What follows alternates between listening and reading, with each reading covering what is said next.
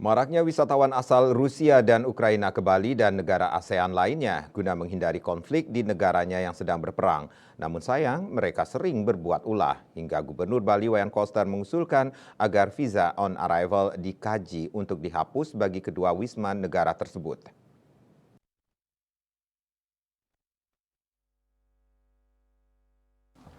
Ketua Asita Bali Putu Winastra mengatakan wacana Gubernur Bali melarang Wisman berkendara sendiri dan usulan menutup VOE untuk wisatawan Rusia dan Ukraina patut didukung selama untuk kebaikan.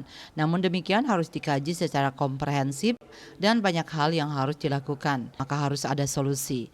Kalau berkendaraan sendiri perusahaan rental harus berizin dan SOP diterapkan dan law enforcement harus tegas dan jangan lemah.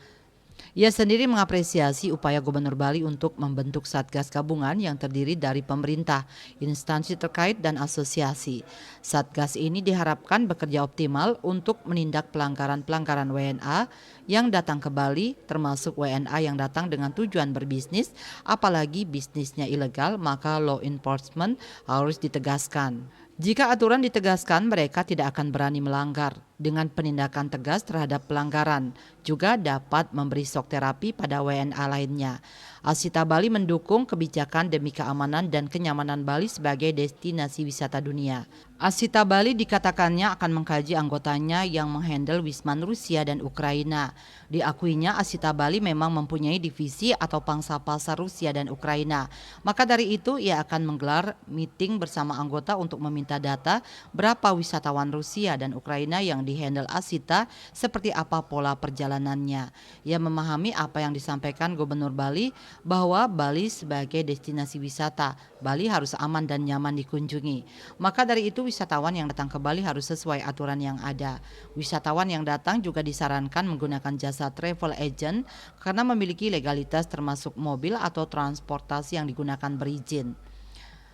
Baginya setiap orang boleh berusaha asal legalitas dipenuhi dan wisatawan yang menggunakan jasa mereka harus mengikuti SOP atau aturan yang berlaku di Bali atau di Indonesia. Di samping itu ketika menyewa kendaraan baik sepeda motor atau mobil, BBM yang digunakan harus BBM non-subsidi karena BBM subsidi diperuntukkan untuk masyarakat. Kondisi-kondisi seperti ini harus segera ditertibkan oleh pemerintah melalui instansi terkait.